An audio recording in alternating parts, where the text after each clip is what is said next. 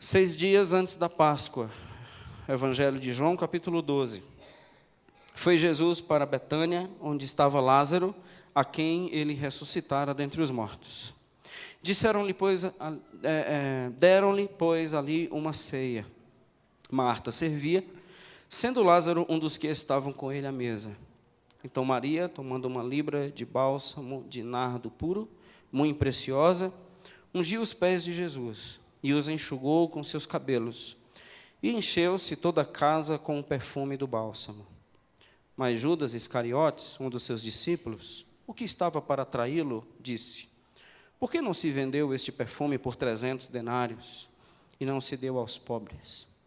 Isto disse ele, não porque tivesse cuidado dos pobres, mas porque era ladrão. E tendo a bolsa, tirava o que nela se lançava. Jesus, entretanto, disse: deixai-a, que ela guarde isto para o dia em que me embalsamarem. Porque os pobres sempre o tendes convosco, mas a mim nem sempre me tendes. Vamos orar mais uma vez? Senhor, estas pessoas estavam na Tua presença, e nós sabemos quem Tu és. Esses cânticos revelaram tanto do Senhor para nós, mas nesta palavra que o Senhor nos ajude a saber quem nós somos diante do Senhor. Quem Tu és, Tu já falaste conosco, mas nos ajude a saber quem nós somos diante do Senhor. Fale conosco através da Tua palavra, ministre ao nosso coração pelo poder e pela ação do Teu Espírito, em nome de Jesus. Amém. E essa é a proposta, irmãos, identidades reveladas na presença do Senhor. Eu vejo que pelo menos 3 personagens aqui são muito fortes, e eu destaco esses 3 nesse texto, eu sublinho esses que são bem conhecidos nossos, que é Marta, Judas e Maria. Que nesses 3 personagens não significa que eles 3 englobam toda a sociedade, todos nós, todos os nossos corações podem ser representados por eles 3, mas certamente algo dos nossos corações eles 3 possuem, e aí a gente precisa aprender sobre isso hoje. Estar diante dele, nós percebemos aqui que é uma ceia, o Senhor está numa sala, possivelmente, e todos estão diante do Senhor. A presença dele é real, ele está ali, e esse é o nosso objetivo. Quem nós somos agora diante dele? Meus irmãos, o nosso maior objetivo como cristãos não é outro que não seja conhecer a intimidade do Senhor, saber quem ele é, mas muitas vezes, pelo fato de não saber quem nós somos, impede o conhecimento dele de uma forma mais completa. Porque somos cercados de enganos, os nossos conceitos podem estar equivocados e a visão dele pode estar turva. Então, eu acreditando nisso, eu tenho certeza que quando nós nos conhecemos, a gente consegue ter uma visão melhor de quem Deus é. Nesse caso, vamos para os 3 personagens, e a Marta não é difícil. Essa personagem muito conhecida na Bíblia, é uma personagem que ela é muito destacada pelo serviço. A Marta é aquela que não para, a Marta é aquela que não escuta, a Marta é aquela mulher que sempre está trabalhando. Isso é coisa de mulher, porque o homem não faz isso. O homem, ele sempre está pronto para ouvir, o homem sempre tem tempo, o homem é aquele ser que sempre está disponível. Isso é coisa de mulher, que não para, fica correndo para todos os lados. Então, a Bíblia representou muito bem essa classe feminina com esta personagem. Então, a gente vai olhar assim como homens para esta mulher, mas não tem nada a ver com a gente, porque até mesmo quando Deus quer falar conosco, a gente para ouvir, porque a gente tem tempo para Ele. Nós não somos homens ocupados. Quando os nossos filhos querem e precisam da gente, a gente não precisa nem receber puxão de orelha, a gente já percebe. Homens sensíveis, homens que não tem problema de serviço, isso é questão de Marta. Mas vai que aqui entre nós tem um Marto, um homem que tem essa dificuldade séria de parar.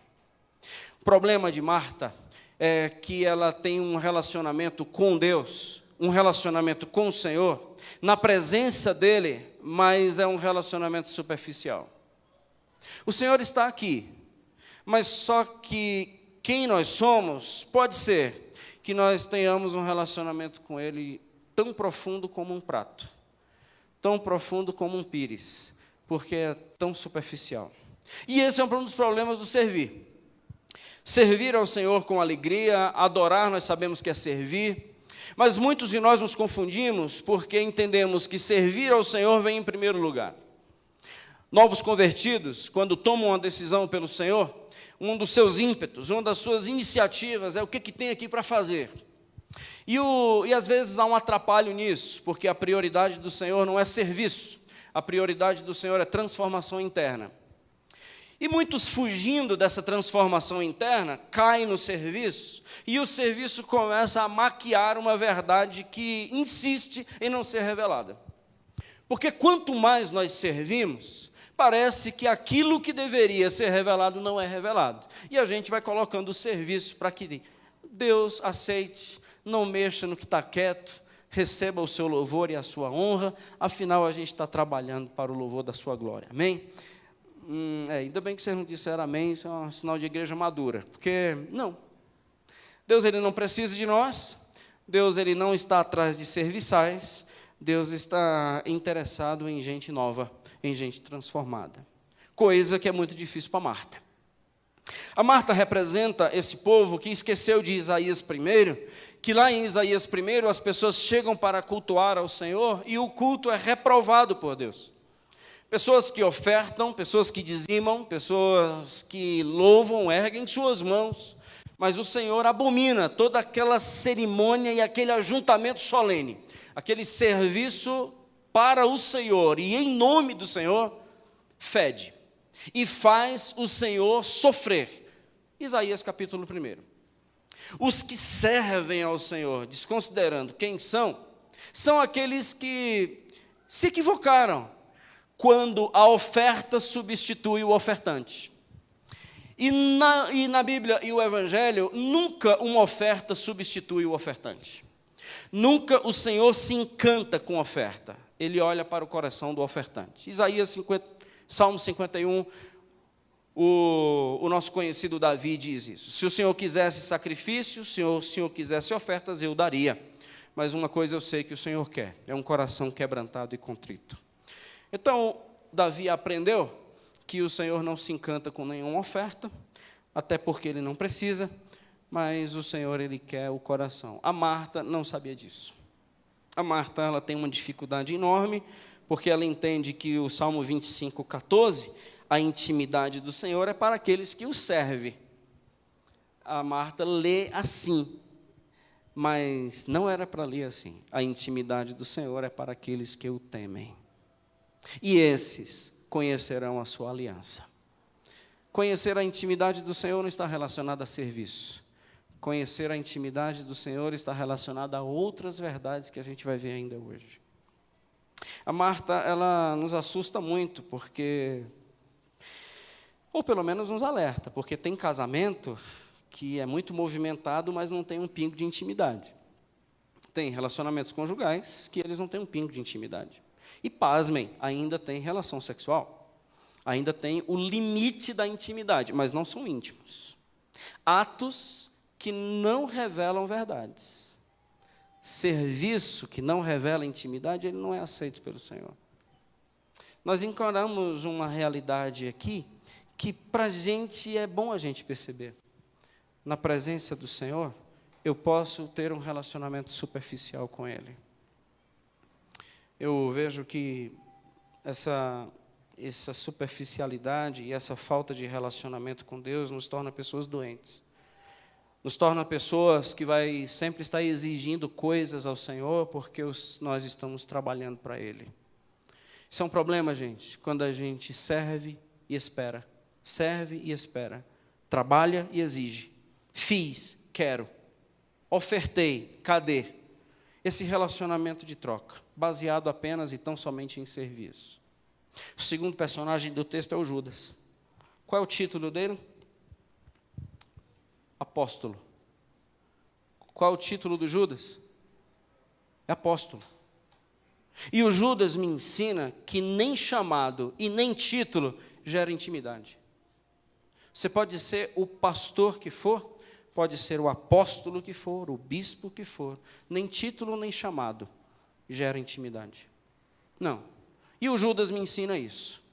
Porque um homem que está diante dele, entre 12 apóstolos, porque se chamassem os apóstolos à mesa, o Judas estava no meio. Este homem, ele é relacionado por João e descrito por João como ladrão. A filosofia do Judas é aquele que vem para a igreja para ganhar. A filosofia do Judas é aquele que se relaciona com objetivos de lucro. Esse tem o que me dar. Eu descobri um que tem como resolver a minha vida, no sentido que não tenha nada a ver com transformação interna e nem com intimidade com ele, mas se ele pode resolver, eu quero. Esse é o Judas. Porque o meu interesse é resolver a minha situação, é me dar bem. O interesse do Judas é aquele cara que tem objetivos em somente pessoais, ele não é comunidade, e até mesmo você sabe que ele vendeu Jesus para ser traído, e traiu o Senhor por 30 moedas de prata. Então o Judas até o fim foi um homem que Jesus ele serve como fonte de lucro. E tudo que é para esse Jesus, isso é um desperdício. Porque o que vem para esse Jesus é um desperdício, porque isso poderia ser revertido para pobres. O Judas, ele deveria discursar na conferência da ONU, e talvez ganharia prêmios pela causa humanitária. Porque ninguém nessa sala pensou nos pobres, só o Judas. Veja que coisa linda extrai do coração desse homem. Uma mulher que pega um líquido de aproximadamente em salários mínimos correntes, reais, atuais, daria mais de 10 mil reais. Então pegar um perfume de 10 mil reais e derramar aos pés de Jesus é desperdício. Porque você poderia pegar esses 10 mil reais e jogar em causas humanitárias. Veja que coração belo. Gente, o Judas tinha um coração bom. Mas de alguma forma, João, inspirado pelo Espírito e sabendo dessa verdade, ele registra. Ele não se preocupava com pobres, apesar de verbalizar. Ele era ladrão. Porque o que caía na cesta, ele tirava o dinheiro para si. E a gente tem dificuldade de definir o que é ladrão. Muitos de nós dizemos que somos gente boa porque nunca roubamos. Conheço uma história de uma criança, ela não tinha salinha na época, e ela ficava com os pais. Na hora da oferta, o pai entregava para ela, geralmente 2 notas.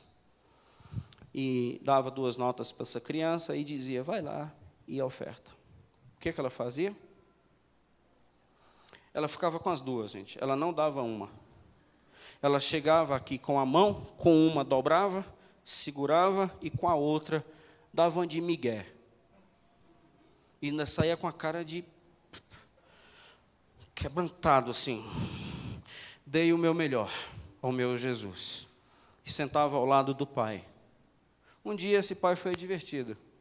Ele disse, você sabia? Um dos irmãos sentava na frente. Ela não está ofertando. E foram descobrir por quê, e ela já estava com um bom saldo. E ela amava ofertar ao Senhor. Ela amava ofertar ao Senhor. Essa criança deveria ter aproximadamente uns 8 para 9 anos. Ela é o quê? Não é difícil a gente chamar uma criança. Gente, é linda a criança. E você ainda vai chamar de ladrão? Ou de ladra? É muito complicado isso.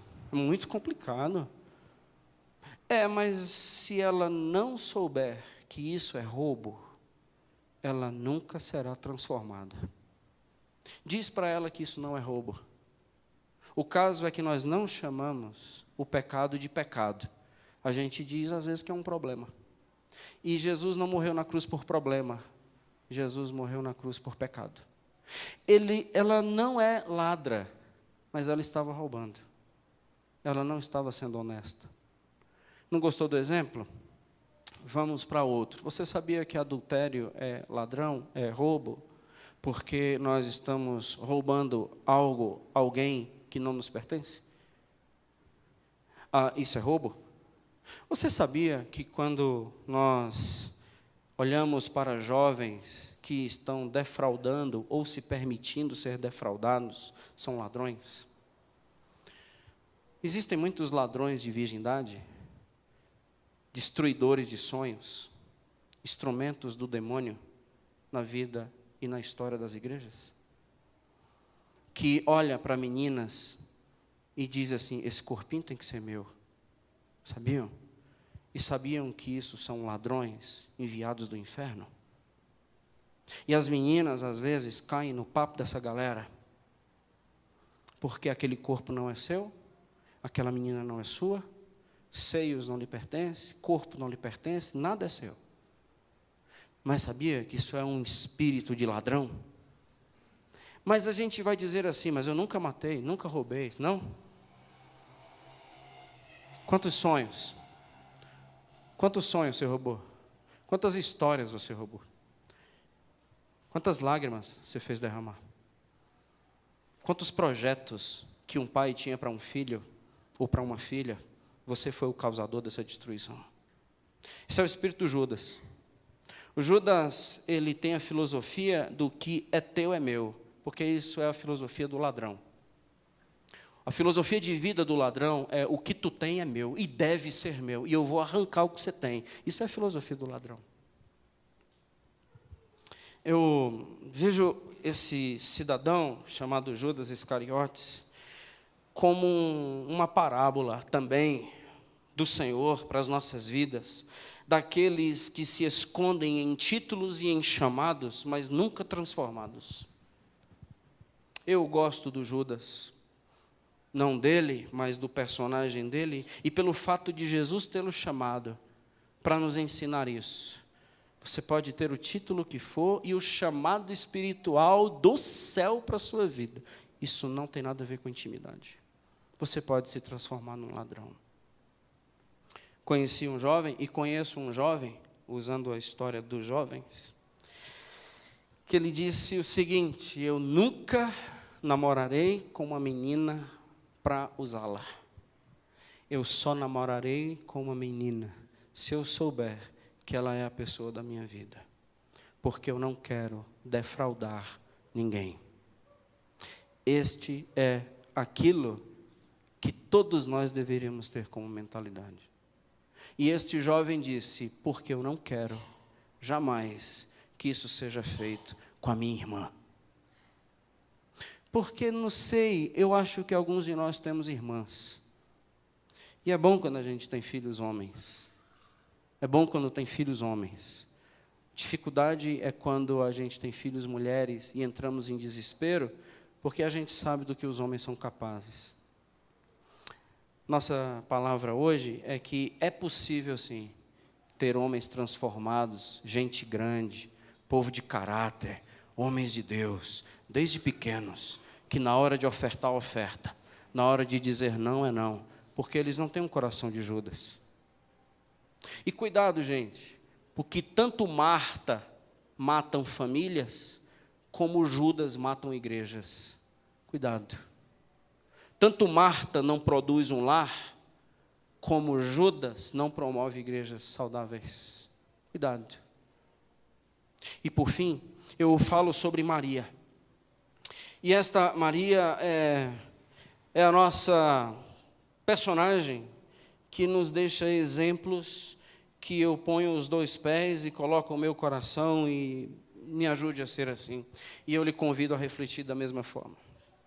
A Maria, ela não está usando um ato de adoração, de entrega, de intimidade. Ela é assim. Não sei se os irmãos lembram, em Lucas capítulo 10, do verso 38, é o primeiro episódio aonde está registrado o encontro de Jesus com esta família, com as duas irmãs, Marta e Maria, e Lázaro.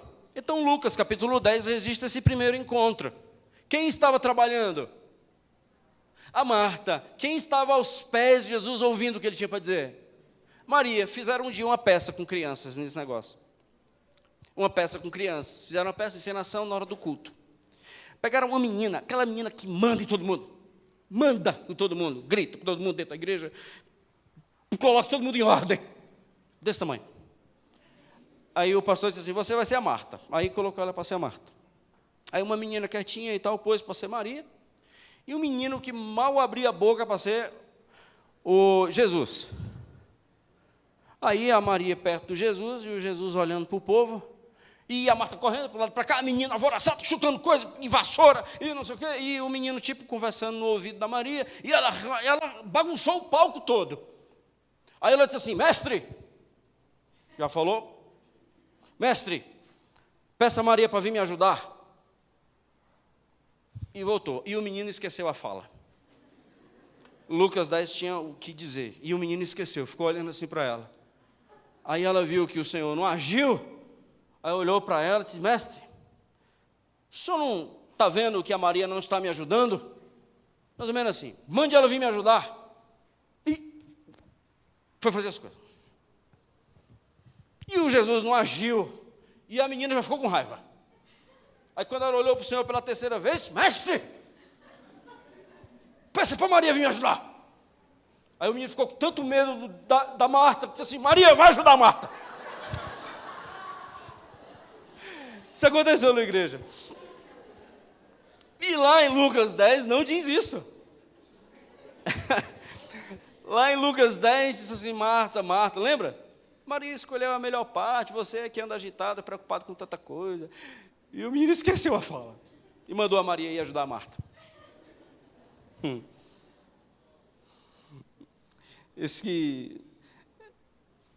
A gente precisa ver o texto como ele é, e que não sejam os gritos do nosso coração que nos deixe de ser Maria, e nos deixe de ser a pessoa que Deus quer que a gente seja na sua intimidade. Meus irmãos, como eu falei, nós estamos aqui diante de um produto de mais de 10 mil reais, talvez uma economia de um ano de trabalho, uma poupança, uma reserva, um bem que Maria possuía. E esse vaso que foi aberto e derramado aos pés de Jesus, não era simplesmente uma entrega financeira, porque se fosse, talvez ela teria vendido e dado dinheiro na mão do Senhor, mas eu acredito que era uma essência que estava sendo derramada aos pés de Jesus. Era o exterior não sendo considerado, mas o interior sendo revelado. Eu vejo esse texto como quem a Maria é de fato. Ela queria encontrar algo que pudesse revelar a sua essência. Não sei se você já viveu essa angústia de querer revelar alguma coisa da sua essência ao Senhor e no relacionamento com Deus e você não conseguir, você não encontrar o que eu faço para revelar o tanto que eu amo, meu Senhor. E às vezes você grita, ou você vai para o monte, ou você se derrama, ou você canta, você oferta, você serve, você ajuda, você quer que de alguma forma algo seja materializado nesse amor que eu sinto por Ele. Então Maria tomou aquilo que era de muito valor e derramou aos pés do Senhor. É o interior sendo derramado, não é o exterior sendo apresentado. E essa intimidade com o Senhor e este ato é aquilo que o coração é flagrado naquela sala. E diferentemente de uma Marta que está só servindo e nunca o ouve, diferentemente de um Judas que só está para que o Senhor resolva os seus problemas, pague suas contas, resolva seu casamento, cure aquilo outro, e está aqui para receber bênção. A Maria está para entregar-se a Ele, está para uma completa doação a Ele. A Maria não espera nada, a Maria não está com nenhum interesse, a Maria não está querendo encantar Jesus com o seu serviço.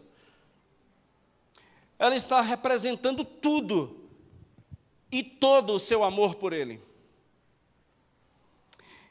E nisso eu paro um pouco e reflito, meus irmãos, não se preocupe com o que você tem para resolver. O Senhor é fiel com você. O Senhor é o teu escudo, o Senhor é o teu sustentáculo, o Senhor é o teu abrigo, o Senhor é a sua torre forte, o Senhor é o socorro presente na hora de uma tribulação. O Senhor revela-se como Deus na sua vida. Há um problema então, eu em relação a Ele. Porque eu estou querendo que a cada dia eu desperte o Senhor para agir a meu favor. E há anos que eu não sei o que é um momento de entrega. Aliás, muitos ainda insistem em não se entregar. Muitos ainda insistem num Deus ou num Senhor que muda a pintura, resolve o contexto, mas não tem permissão para entrar e transformar um novo homem de dentro para fora. Há aqueles que geralmente estão apenas com o Senhor para que o Senhor coloque a vida em ordem. Se o Senhor resolver a questão dele, dela, disso ou daquilo, eu vou saber que Tu és Deus. Isso, meus irmãos, com todo respeito, isso está parecido com Judas.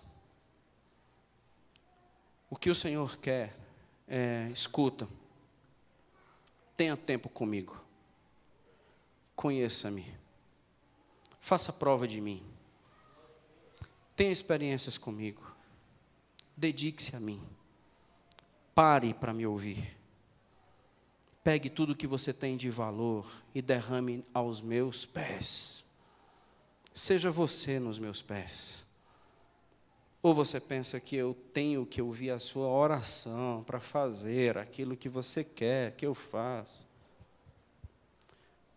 Você acha mesmo que a oração é uma vara de cutucar Deus, para Deus se mexer a nosso favor?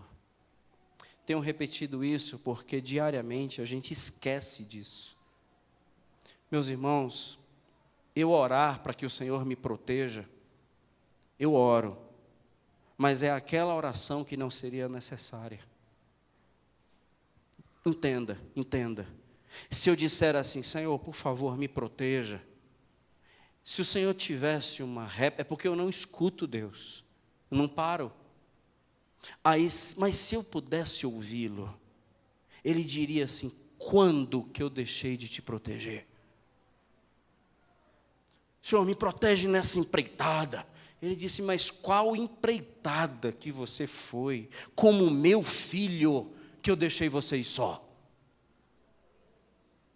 É a mesma coisa de dizer, Senhor, me ame. Ele disse, mas quando eu deixei de amar você? Então tem algumas orações que nós fazemos, mas lá na essência, é meio que perda de tempo. Porque isso precisa eu dizer, mas se nós pudéssemos ouvir, nós cresceríamos, porque Deus falaria conosco, dizendo, eu sempre lhe protegi, eu sempre lhe amei, eu sempre cuidei de você. Essa casa que você comprou não foi você, essa casa que você construiu não foi você, a saúde que você tem não vem do remédio que você toma. Essa estrutura de família que você construiu não é pela sua habilidade. O casamento que você tem, a família que você tem, quem você é, o teu emprego, o teu andar, o teu enxergar, o teu ouvir, sou eu em você, eu ajo por você. Você pensa que você vive sem mim? Eu sou o seu Deus, porque não há outro Deus além de mim. O caso é que você insiste em não reconhecer isso. Quando está na minha presença, ou é o serviço, ou é a exigência.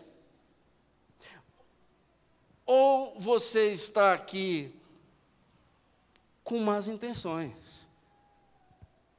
entendendo como se eu fosse um resolvedor de problemas. Maria, ela venceu tudo isso. Talvez no seu conhecimento ou não, do Salmo 34, 18, que diz que o Senhor está perto de quem tem um espírito quebrantado. o Senhor está perto de quem abre o vidro de alabastro e derrama aos pés do Senhor. Quebrantamento é entrega. Quebrantamento é rendição. Quebrantamento não são experiências. Quebrantamento é uma vida. Quebrantamento nós não adquirimos em conferências, em congressos, em montes. Quebrantamento nós adquirimos quando mudamos. Decidimos abrir os nossos vasos preciosos e dizemos: é teu, Senhor. É teu, Senhor. Quando nós olhamos para quebrantamento, e olhamos, mas por que eu não experimento isso? Eu acho que é porque o vaso está fechado. O vaso é fechado. O vaso é lacrado. Meus irmãos, quantos corações duros. Meus irmãos, quantas pessoas que ouvem, escutam e não mudam.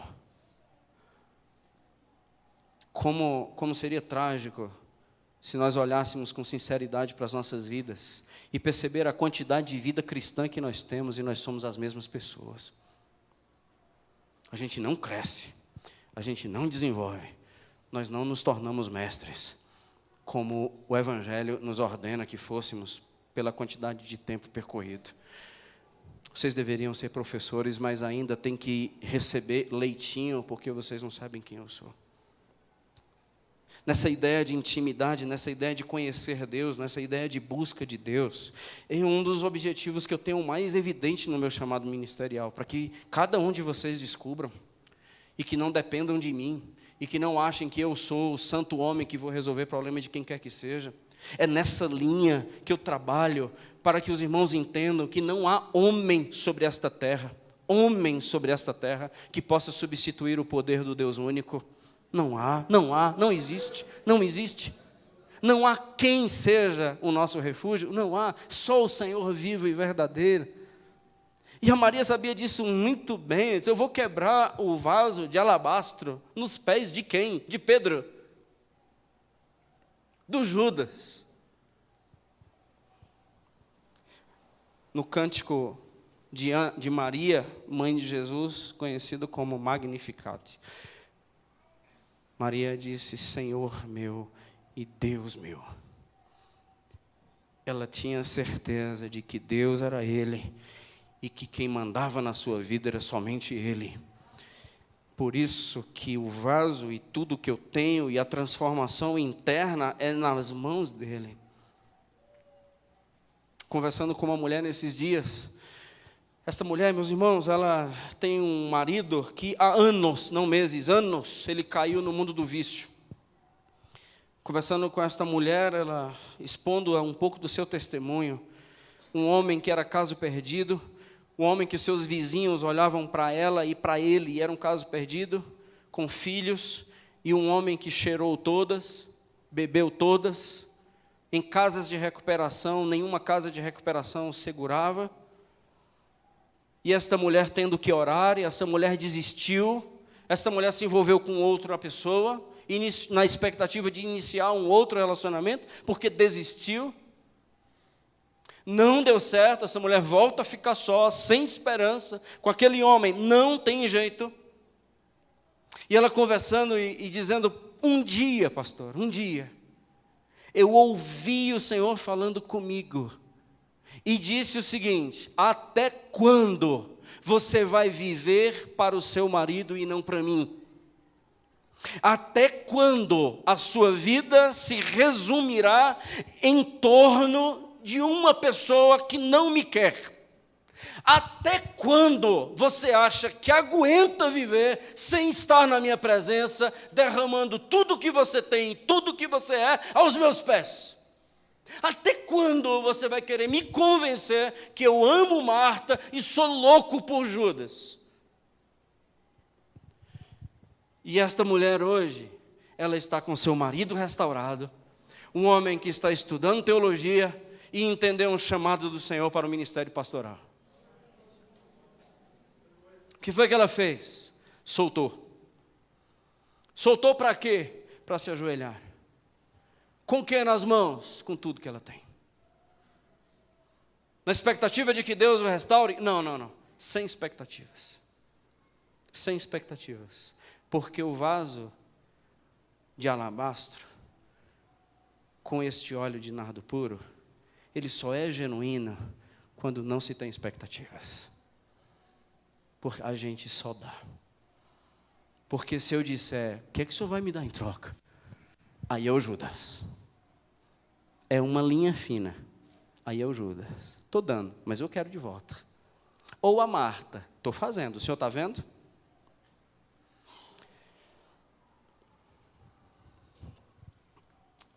A Maria está certa. A causa humanitária e os pobres não é prioridade.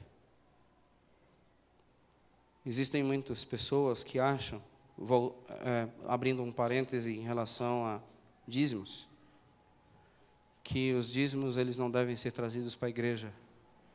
O dízimo ele deve ser distribuído para os pobres.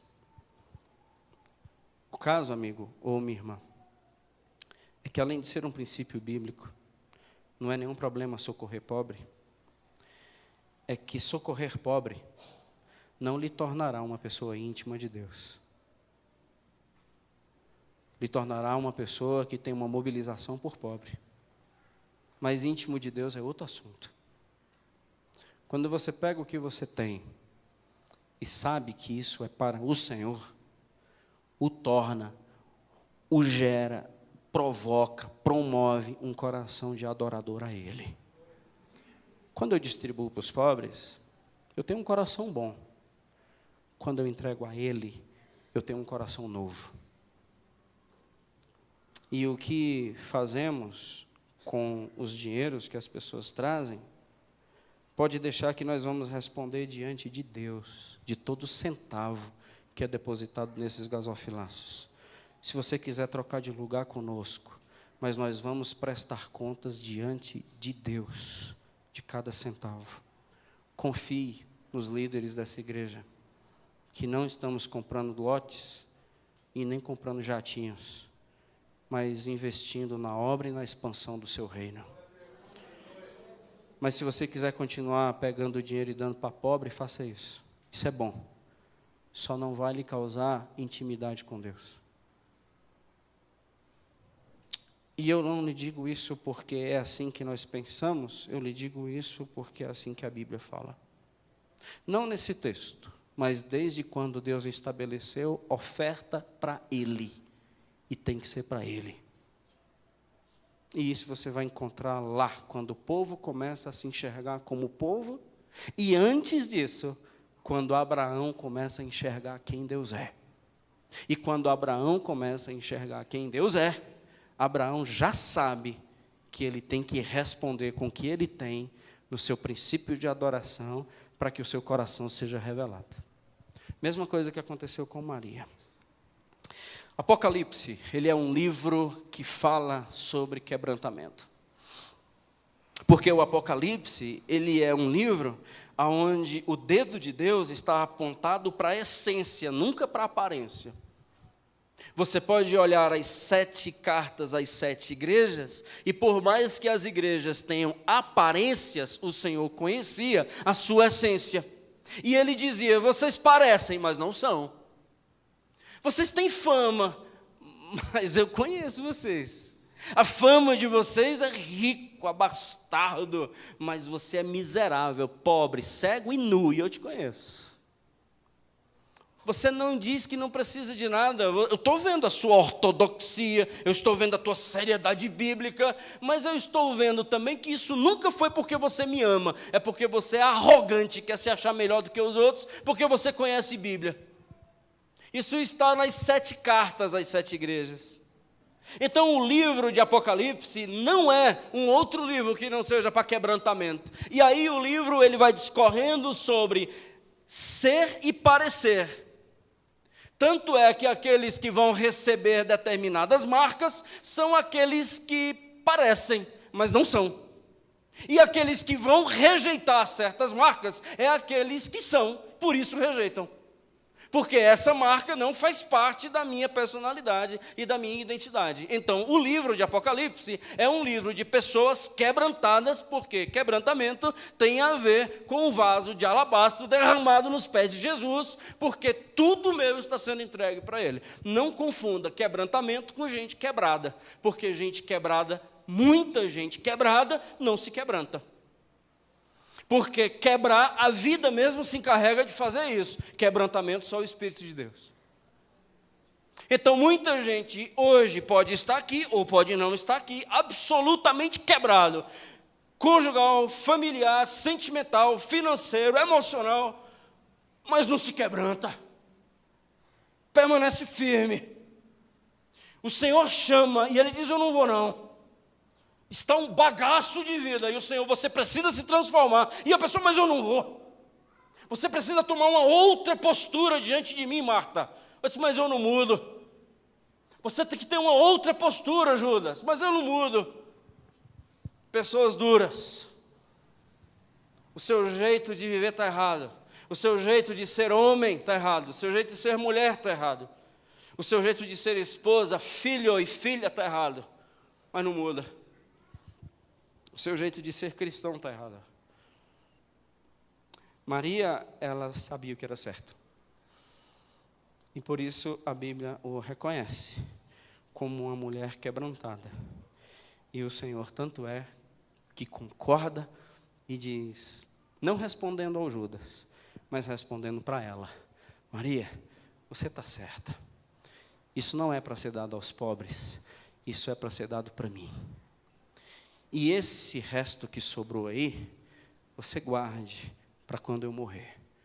Eu morrerei por você, e você continua me ofertando na minha morte por você em amor.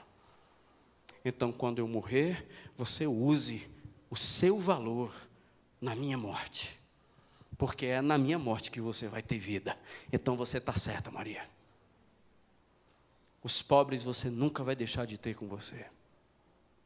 E não está com você resolver problema de pobre. Está em você assistir necessidades das pessoas que eu colocar na sua vida. Mas não é você quem resolve problema de pobre. Pode deixar aqui isso só Deus. Então pode deixar comigo que isso eu resolvo. Você se preocupe em estar na minha presença. Entende, gente?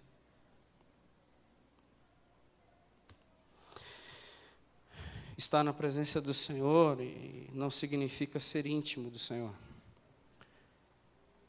Que Deus está nesse lugar e que Deus estará conosco, é verdade.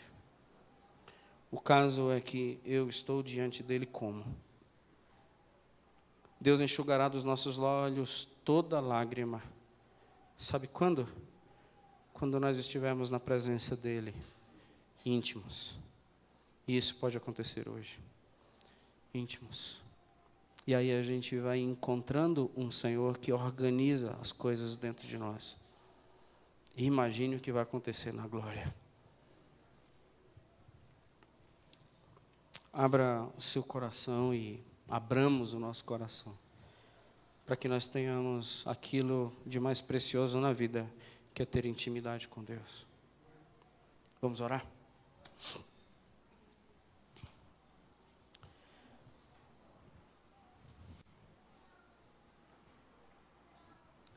Senhor, a verdade é que o Senhor viu tudo.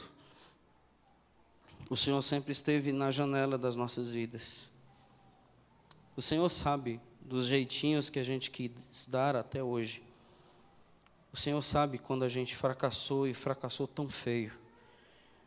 A gente errou e errou de uma forma quase que irreversível.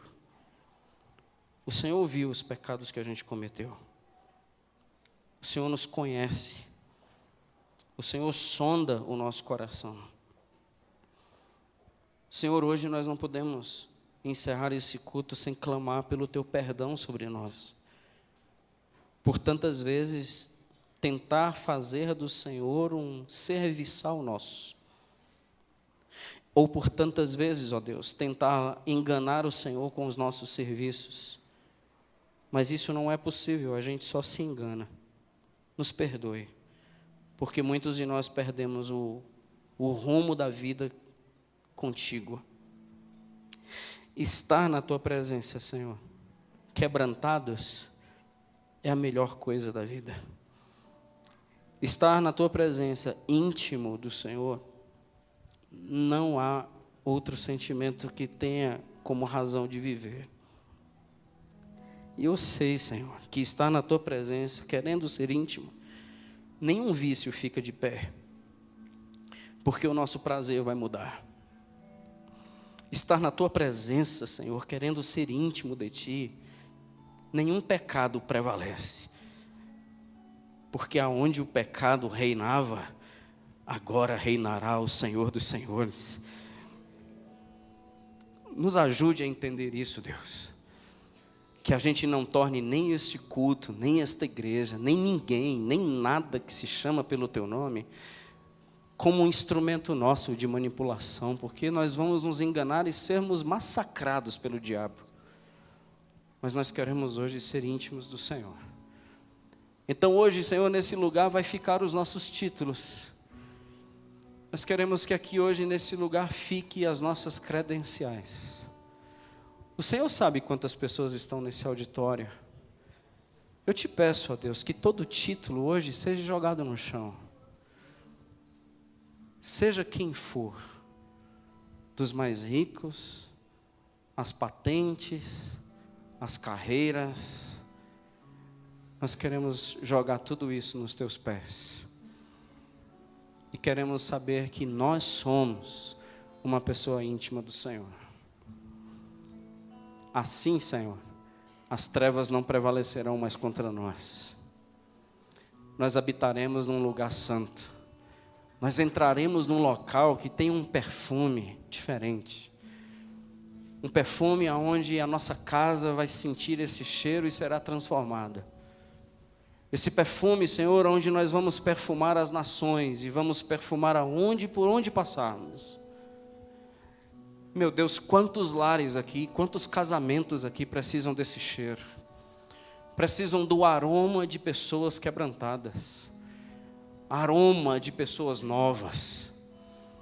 Meu Senhor, que nos ajude, porque tantas famílias estão sendo destruídas. Apenas por corações duros. Homens e mulheres que insistem em não se quebrantar diante do Senhor. Obrigado porque hoje mais uma vez o Senhor se revela a nós e diz que não é um resolvedor de problemas da humanidade. Tu és o salvador de todo aquele que crê. O redentor de toda a alma aflita que clama. Aquele que traz vida a todos que estão mortos em seus delitos e pecados. Tu és esse Deus. E obrigado por mais uma vez entender isso hoje à noite. Bendito seja o Senhor. Amém. Amém. A gente vai cantar uma canção e pode ser que tenham várias decisões hoje aqui em relação a querer ser íntimos do Senhor.